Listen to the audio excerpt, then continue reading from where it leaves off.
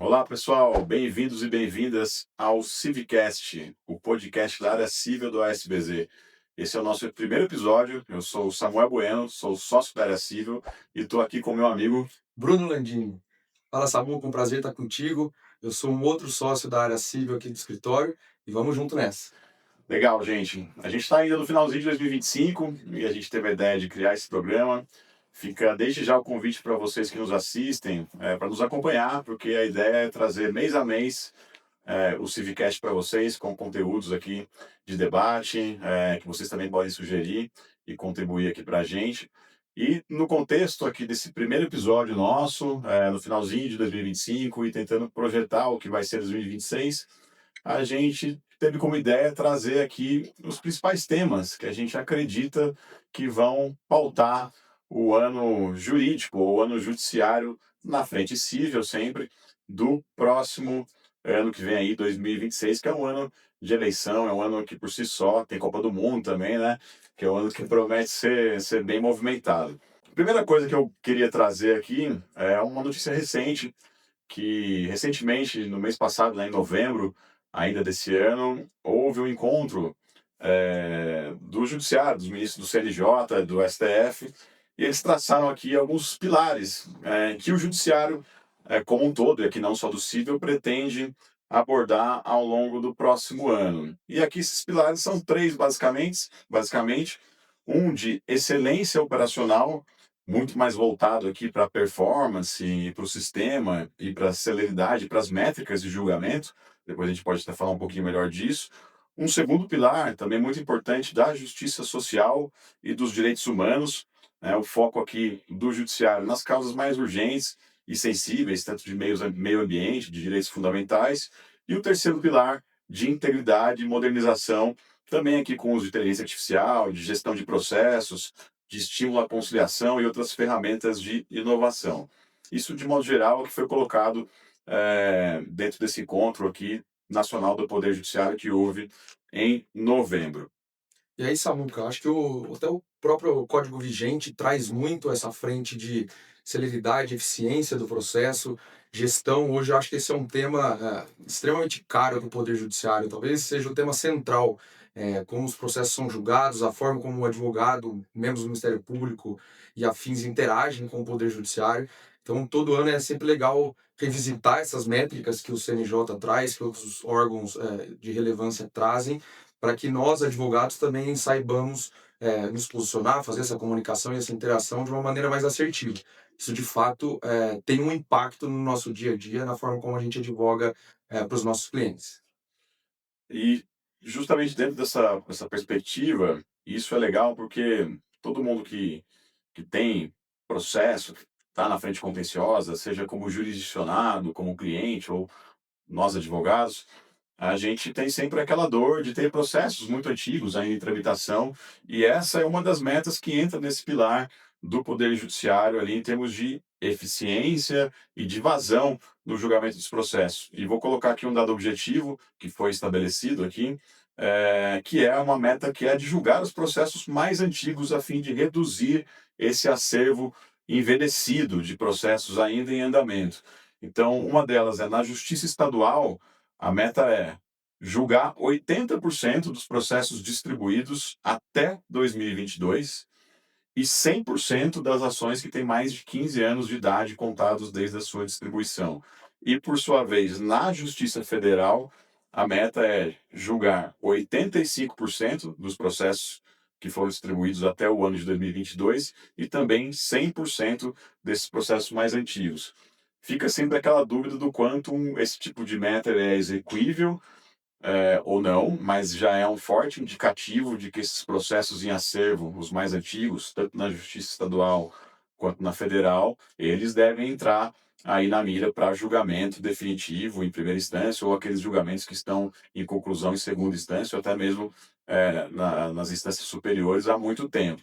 Então, quem tem esses processos, né, nós temos aqui vários deles em carteira, nossos clientes, enfim, é bom ficar de olho porque provavelmente eles vão entrar nessa pauta de julgamento. Perfeito. A dúvida que eu coloco, né, desde já, e gostaria de te ouvir, tem a ver com a própria execuibilidade disso, como eu coloquei, e também o quanto esse drive de celeridade ou de eficiência ou de eliminação de estoque prejudica ou não, ou vem acompanhado ou não de cuidado, de atenção e de qualidade. Qual que é a tua visão em relação a isso? É, a primeira visão que eu tenho absoluta convicção sobre ela é que o congestionamento do poder judiciário não passa, a solução não passa estritamente pelo poder judiciário.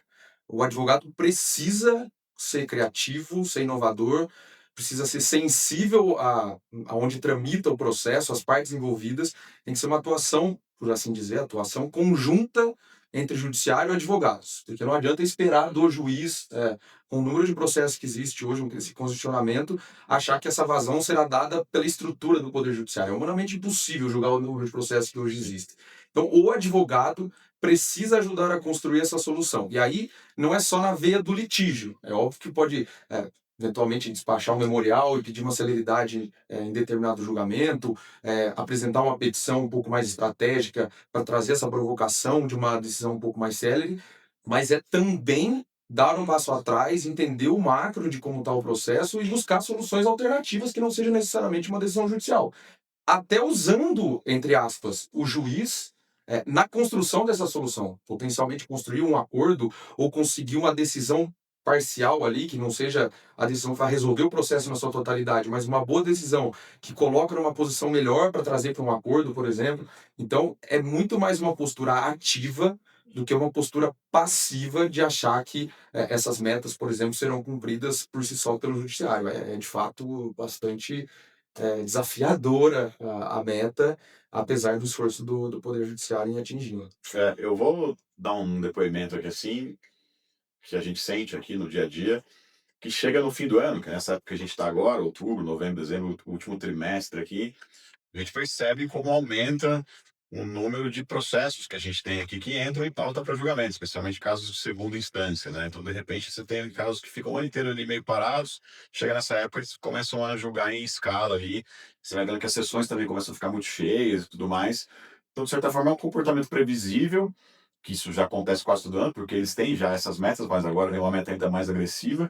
Então, me parece que, assim, de um jeito ou de outro, o judiciário vai tentar cumprir essa meta, e ainda que ele cumpra 80, 90% da meta, já é um índice muito expressivo, que significa um volume muito grande de processos sendo resolvidos, sendo julgados, e aí fica o convite à provocação para nós aqui do escritório, para outros colegas, para os departamentos jurídicos das empresas, que têm, né, a visibilidade das suas carteiras de processos em várias frentes, né? A gente está falando de justiça estadual e federal, insira-se aí o cível, o trabalhista, casos fiscais, enfim, é, que tem essas carteiras para que já façam essa análise, porque a gente tem aqui isso, essa visibilidade daquelas carteiras que a gente patrocina, que boa parte dos casos, né, dos processos tem essa idade, né, casos distribuídos até 2022, né, não são casos tão antigos assim, né, então é possível que esses casos sejam bem ou mal, né, vai depender do judiciário e de nós todos, advogados, departamentos jurídicos e afins, é possível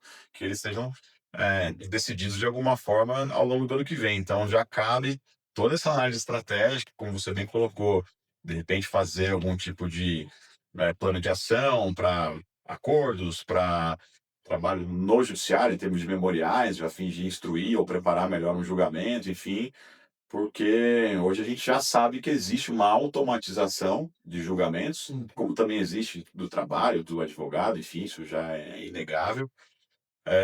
E diante de uma meta agressiva como essa, isso deve ser ainda mais expressivo ao longo do próximo ano. Então, é aquilo que a gente fala, né? Se você não ter esse cuidado, seja para buscar um diálogo, um acordo, uma solução que possa resolver vários processos, gerar uma economia, gerar um ganho, ou no endereçamento das teses e dos memoriais, enfim, no judiciário, vão ser julgados automaticamente, de algum jeito, e não necessariamente isso vai ser bom. E eu acho que, voltando ao código vigente de processo, com a instituição do Sistema Brasileiro de Precedentes, é desejável que haja uma celeridade em julgamentos, mas decorrentes de entendimentos consolidados, né? Então, da previsibilidade, hoje obviamente é norte nisso, que sejam julgados casos em blocos, vou chamar dessa forma, pela recorrência das temáticas. Então a percepção do direito em si, da lei, ela cada vez, e assim espero, seja mais clara, com mais previsibilidade. Se é mais previsível, julga-se mais rápido. Então, é também, e eu gosto muito quando vou interagir com o Poder Judiciário, é de mostrar o que está fora do processo, por assim dizer. Como aquele processo tem repercutido na vida empresarial, nas pessoas envolvidas. Porque é ali que você vai construir, de fato, uma urgência, ou um destaque, ou uma forma diferente de ver o processo. Se for para explicar o direito, para explicar a lei, alguma coisa nesse sentido, me parece que continuará, entre aspas, nessa vala comum, que é onde, na minha visão, os processos de fato irão por conta dessa busca incessante por ter decisões mais coerentes, mais coesas. O ano que vem existe uma forte perspectiva de que avance o projeto de lei do novo Código Civil, ou de alteração sensível, né, do Código Civil que a gente tem de 2002, e a expectativa de que esse assunto avance no legislativo ao longo de 2026. Do que a gente tem mapeado, essa expectativa eles colocam lá para julho de 26 que isso venha a ser votado. E é um Código Civil que traz ali algumas novidades, especialmente direito de família e sucessões, direito digital, responsabilidade civil, contratos, traz ali uma nova abordagem de tecnologia e inovação sobre esses assuntos, enfim, que é curioso, né? De 2002 para o código anterior de 1916, você tem um gap muito grande, e agora de 2002 para 26 esse gap é menor, mas parece que as alterações na vida social e jurídica, naturalmente, são muito maiores, especialmente por essa revolução digital, né, 4.0, enfim, que a gente vive hoje. Mas a gente então traz essa ressalva de que é possível que isso avance o ano que vem. É, Provavelmente a gente vai debater isso aqui mais para frente no episódio próprio até do nosso Civicast, sempre com aquela incógnita de que processos legislativos eles são ali imprevisíveis, pode andar, pode não andar, ainda mais no ano de eleição, como a gente já colocou aqui, mas enfim, não dá para deixar de colocar isso no radar, né, pro ano que vem. Claro. Eu tenho visto algumas reflexões críticas sobre essa mudança do Código Civil, e o que eu acho legal, uma pegada prática aqui do nosso Civicast, é a gente entender a perspectiva de se de fato houver as alterações que estão previstas, como fazer ajustes também para eventuais mudanças que possam ter esses impactos, não só simplesmente trazer a crítica jurídica ou o elogio jurídico ao que está sendo modificado, mas adaptações que precisarem serem feitas ali no nosso dia a dia. Acho que talvez seja o mais importante de ser debatido, muito mais do que o conceito ou a mudança em si. Então, certamente vai ser parte do nosso futuro aqui. Eu estou muito curioso para ver o que vem nisso e com o novo Código Civil ou não, quais serão as discussões, que aqui também já é uma nova sugestão que a gente está colocando aqui, uma nova previsão, sem nenhum compromisso, sem nenhum vínculo, mas com algum grau de acerto ou de acuidade.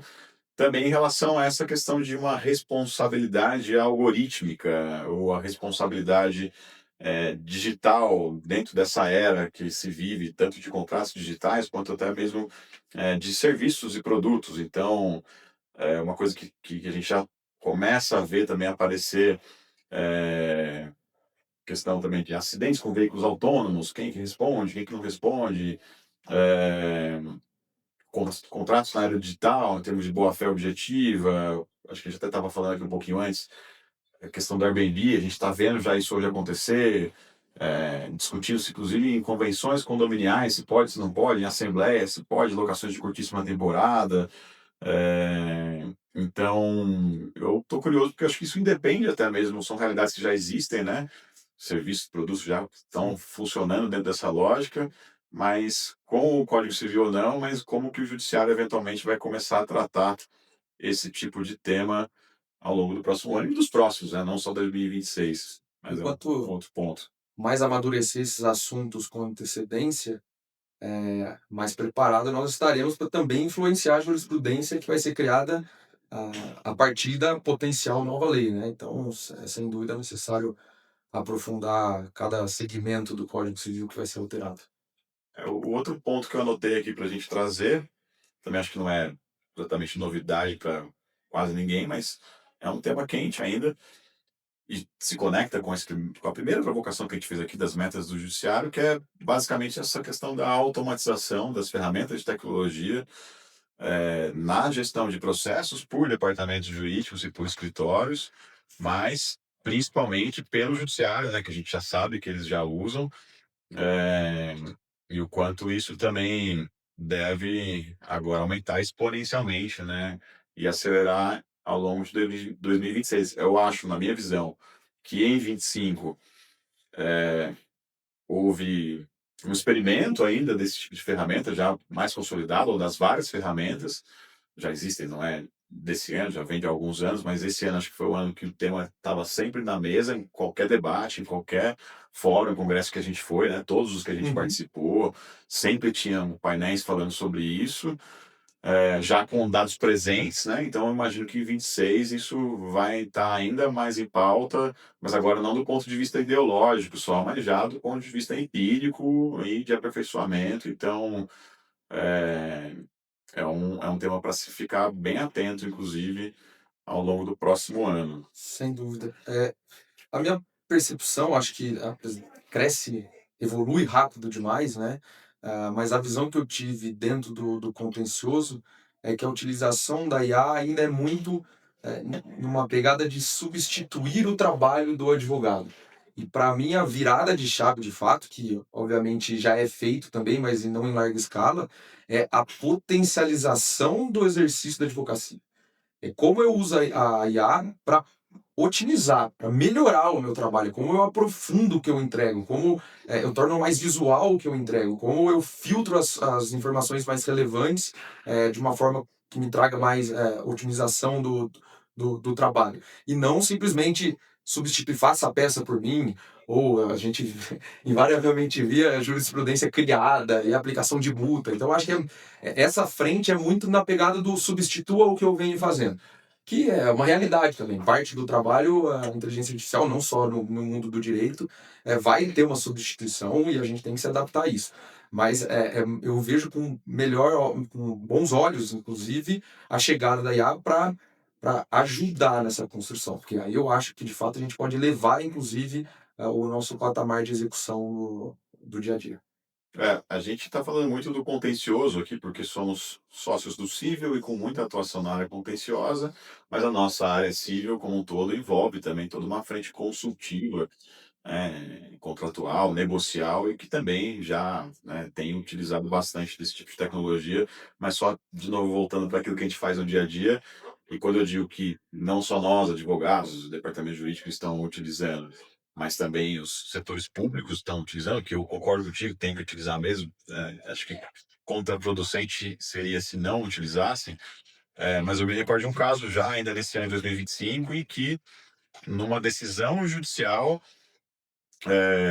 de um processo envolvendo um cliente nosso uma outra parte que é um ente público, o juiz já advertiu o procurador municipal porque ele utilizou ou citou uma jurisprudência na sua peça que tinha ali uma referência inexistente, né? Era uma referência pela ação civil 12345. Acabou saindo isso na peça do procurador municipal, né? Imagino eu, se utilizou de uma ferramenta, mas não fez a conferência, né, da veracidade daquilo que ele estava utilizando e tomou essa advertência numa decisão judicial, que inclusive o juiz fala, olha, atende-se o procurador para o uso da IA, né, mas com, né, sempre a verificação para não cometer esse tipo de gafe, né? Nossa. Acho que de modo geral, em termos de perspectivas muito abrangentes aqui, como a gente colocou, até porque os próximos episódios, como falamos, podemos e devemos nos debruçar em detalhes sobre uma delas, sobre cada uma delas, enfim, são esses pontos, hein? E inúmeros outros, a gente ainda segue discutindo algumas, ainda no judiciário e na regulação, inclusive, desses serviços de intermediação, de modo geral, então, né, plataformas de intermediação. Esse ano ainda foi bem quente, ainda está, de certa forma, aqui em São Paulo, inclusive, a questão do transporte por moto, né, no Uhum. aplicativo. Saiu recentemente agora na notícia de que duas grandes empresas do setor ali estão desistindo desse serviço de moto-app em São Paulo, dentro de uma questão ainda legislativa e regulatória da cidade, mas a gente sabe que isso sempre depois para no judiciário, a gente atua bastante nisso, inclusive, e também há uma perspectiva de que em 2026, até porque vários casos, né, que inclusive nós temos aqui nessa frente regulatória das plataformas de tecnologia de intermediação de mobilidade, especificamente, estão subindo para o STJ e STF. Então, espera-se que, da mesma forma como aconteceu no caso Uber, vamos colocar assim, né, há alguns anos, em 2016, 17, em que o STF chegou a decidir, um pouco antes até, pela legalidade desse modelo de negócio, especificamente ali, outras plataformas congêneres ou similares, mas, né, inspiradas nessa mesma premissa e que ainda enfrentam alguma dificuldade ou resistência regulatória, concorrencial, política, social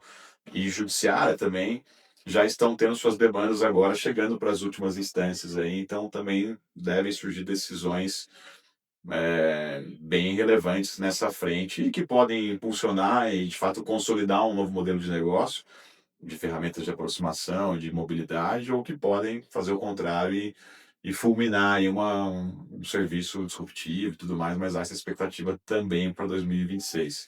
Claro.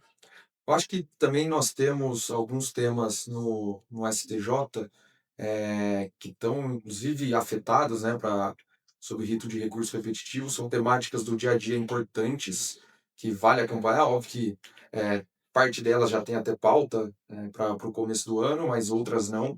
Aqui a questão da súmula 410 do STJ, na obrigação de intimação pessoal para cumprimento da obrigação, até para início de multa. Essa é uma súmula que há muito tempo é utilizada, né? E o STJ está revisitando sobre essa necessidade ou não de ter essa intimação pessoal. Essa é aquela que o credor é, quer que caia e o devedor quer que permaneça, né? Exatamente. Vai ser uma briga. Eu acho que tem a questão da citação por aplicativo ou rede social, que é um pouco desse dinamismo do mundo atual, né, de utilizar essas ferramentas para dar mais eficiência, mais celeridade, mas ao mesmo tempo não deixar a coisa desandar, por assim dizer, né? Tem que ter um mínimo de formalidade, até porque é um ato extremamente importante do processo. Enfim, esse também é um tema que vale ficar de olho. Tem a questão da obrigação da audiência de conciliação preliminar do 334 do CPC. Essa na prática já não. Vai ter esse julgamento, mas na prática já Acho que é um julgamento acontece. pro forma, É o também julgamento acho. pro forma. O judiciário, de forma geral, já pouco marca essa audiência de conciliação Posso preliminar. fazer um comentário? Eu me lembro que eu estava como mestrando ainda durante um processo legislativo do novo CPC, né, o CPC de 2015. E a gente já discutia ali em 2013 e 14, né, enquanto ainda estava naquele processo legislativo, se essa era uma disposição natimorta, né, se ela viesse a permanecer no código, como acabou acontecendo, se ela teria eficácia prática. E muitas das críticas que já se fazia ao anteprojeto na época, 10, mais de 10 anos atrás, já dava esse prognóstico de que isso não ia pegar. Mas enfim, agora a gente está chegando num momento que vai julgar se de fato isso permanece ou não. Mas estou contigo, para mim é pro forma, já acontece demais. Tem um importantíssimo também nessa transição de processo eletrônico, que óbvio que já aconteceu há um tempo, mas que ainda tem uma decisão importante a ser tomada, que é sobre quando ocorre a dupla intimação, né? Qual é o termo inicial? Se ocorre a intimação pelo processo eletrônico, que seja, por exemplo, PJE, e no Diário da Justiça eletrônico, qual é o termo inicial? Qual intimação é considerada de fato a válida, por assim dizer? Isso é um tema importante, porque de fato você tem com certa recorrência essa dupla intimação, e para os advogados, e obviamente, consequentemente, para os clientes, tem que ter uma segurança sobre isso. Eu gosto muito de um voto da Nancy Rodrigues de tempos, que ela fala que o processo civil não pode ser um jogo de armadilha, não pode ser um jogo de surpresa, não pode ser algo que, dado uma dúvida, você tenha uma consequência prática muito desastrosa. Eu acho que nesse caso vale uma ponderação a respeito desse tema, mas já começou a ser julgado, né? Mas ainda não terminou. Esse vale ficar de olho. Tem também a questão mais vinculada a contratos bancários. A gente tem um segmento muito forte bancário aqui no escritório. Se a taxa do Bacen ela vai ser uma taxa representativa para fins de análise de abusividade dos juros remuneratórios, se outros elementos serão utilizados. Esse eu também acho um tema bacana. Para escritórios de advocacia, um tema também muito importante que está afetado é a legitimidade concorrente do cliente com o escritório de advocacia recorrerem na busca de majoração de honorários ou fixação dos honorários, Hoje existe essa dupla legitimação, você recorre basicamente como parte, enfim, mas se seria necessário apenas e tão somente o escritório, por exemplo, recorrer, o advogado recorrer. Então, para fins práticos, aí para escritório de advocacia, advogado, sem dúvida, é um julgamento de bastante importância. Posso só fazer uma parte nessa Lógico. parte de honorários? Porque esse é um tema que parece estar sempre sendo julgado, né? Foi definida agora a questão da equidade, se vale só para causas de valor estimado ou expressivo, ou se para as causas de grande valor astronômico, isso também deveria acontecer ou não. E tem um recente, até a gente estava falando essa semana, que deve vir a julgamento no ano que vem, não dentro dessa sistemática da afetação, mas é para saber se existe a possibilidade de o vencedor de uma ação acabar pagando honorários sucumbenciais a favor da outra parte, partindo do pressuposto de uma sucumbência recíproca, mas ainda com uma proporção maior para o vencedor, em termos de ganho de causa, em que esses honorários seriam superiores ao próprio bem da vida, ao próprio dinheiro, vamos colocar assim, a própria condenação que ele está recebendo. E tem um caso muito emblemático aí, que está colocando essa dúvida aí para o STJ para julgamento, que envolve ali uma grande empresa do setor de meio de pagamento, enfim, com uma outra startup, que originalmente, na inicial, havia ali um pedido indenizatório, vamos colocar assim de forma geral, por conta de um investimento, de um grande projeto que tinha sido contratado ou combinado ali entre as partes. E essa inicial, essa petição trouxe ali como valor estimado, o valor de causa ali, que pelo menos é uma das teses que se defende, de 300 e poucos milhões de reais, que no fim do dia acabou sendo julgada procedente em primeira e segunda instância, mas com um valor condenatório muito menor, né, de, se não me engano, 17 ou 18 milhões. Então tem aí um delta de quase 290, quase 300 milhões. E aí, por conta disso, a parte que restou vencida, né, no processo, pleiteia a sucumbência, né? Os advogados, enfim, pleiteiam a sucumbência dentro desse delta, né? 10, 15%, enfim, não me recordo agora o percentual, mas sobre essa diferença do que estava lá inicialmente colocado, de 300 e poucos milhões, versus o que foi de fato concedido, que é 18 ou 19 milhões. E aí, nesse tipo de situação, o autor da ação estaria ganhando, né, uma condenação de 20 milhões, mas ao mesmo tempo respondendo por uma sucumbência em favor da outra parte de quase 20 milhões também, ou até mais, porque acho que não são mais do que 10%. Então esse é um outro caso interessante, meio que paradoxal, essa dicotomia aí de vencedor e vencido versus sucumbência, que deve ser julgado no ano que vem. Acho que vai ser interessante acompanhar também. Esse tema é de fato importante, as reflexões são várias, tem argumentos bons para os dois lados. Eu gosto muito de uma frase de sua autoria, que eu vou fazer uma analogia, que você brinca, né, como bom músico que é, que você precisa ter responsabilidade com o microfone. E eu acho que você precisa ter responsabilidade com o processo e a forma como a maneira como você formula o pedido. É óbvio que não analisei a fundo esse caso, a gente não atua diretamente nesse caso, mas me parece que decorre do que a parte autora perdeu. Então ela vai pagar honorários acima da condenação que lhe será benéfica, porque na prática ela perdeu muito mais do que ela ganhou. Então se de fato você postula por 300, 400 milhões de reais e você ganha 17, você perdeu muito. Então tem uma consequência de ordem prática. Agora, repito, temos bons argumentos para todas as frentes e é por isso que esse caso também tem que ser acompanhado de perto. Mas hoje eu acho que muito se fala de o Brasil tem uma cultura de litígio, você já é mestre, enfim, eu estou no caminho do mestrado e a gente discute muito sobre isso, que não necessariamente essa é uma informação, não sei se a palavra é correta, mas que não tem essa questão de ser extremamente belicoso. Mas me parece que entrar hoje num processo no Brasil, muitas vezes você não projeta o fim do processo, né? Quais são as consequências práticas do tanto que se demora e o que pode vir a acontecer. E aí, puxando sardinha para o nosso lado, entra a figura de um bom advogado. Isso tem que estar mapeado, né? De fato, um risco claro.